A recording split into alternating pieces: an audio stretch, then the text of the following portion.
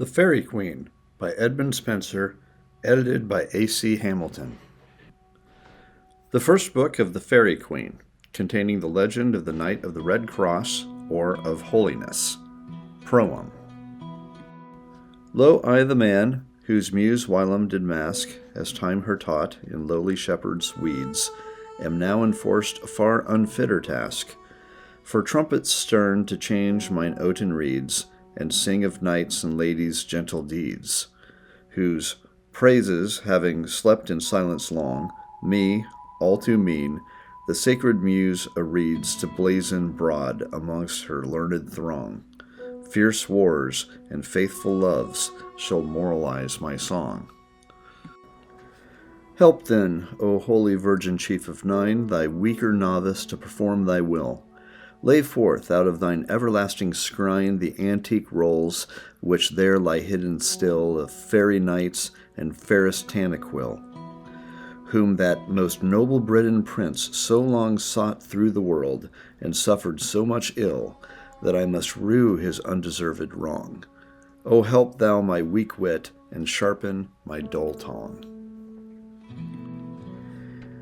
And thou most dreaded imp of highest Jove, fair Venus' son, that with thy cruel dart that good knight so cunningly didst rove, that glorious fire it kindled in his heart, lay now thy deadly Heaven bow apart, and with thy mother mild come to mine aid. Come both, and with you bring triumphant mart, in loves and gentle jollities arrayed, after his murderous spoils and bloody rage allayed. And with them eke, O goddess heavenly bright, mirror of grace and majesty divine, great lady of the greatest isle, whose light like Phoebus' lamp throughout the world doth shine, shed thy fair beams into my feeble eyne, and raise my thoughts too humble and too vile to think of that true glorious type of thine, the argument of mine afflicted style, the which to hear vouchsafe, O dearest dread awhile. The Faerie Queen, Book 1, Canto 1. The patron of true holiness, foul error doth defeat. Hypocrisy him to entrap, doth to his home entreat. A gentle knight was pricking on the plain, yclad in mighty arms and silver shield, wherein old dents of deep wounds did remain, the cruel marks of many's a bloody field. Yet arms till that time did he never wield. His angry steed did chide his foaming bit, as much disdaining to the curb to yield. Full jolly knight he seemed, and fair did sit, as one for knightly jousts and fierce encounters fit.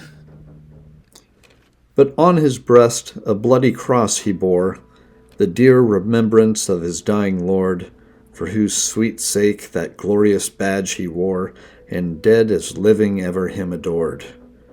Upon his shield the like was also scored, for sovereign hope, which in his help he had, right faithful true he was in deed and word, but of his cheer did seem too solemn sad, yet nothing did he dread, but ever was adrad. Upon a great adventure he was bond, that greatest Gloriana to him gave, that greatest glorious queen of fairy land, to win him worship, and her grace to have, which of all earthly things he most did crave. And ever as he rode, his heart did earn to prove his puissance in battle brave upon his foe, and his new force to learn upon his foe, a dragon horrible and stern. A lovely lady rode him fair beside, upon a lowly ass more white than snow, yet she much whiter, but the same did hide under a veil that wimpled was full low, and over all a black stole she did throw, as one that inly mourned. So was she sad, and heavy sat upon her palfrey slow, seemed in heart some hidden care she had, and by her in a line a milk-white lamb she lad.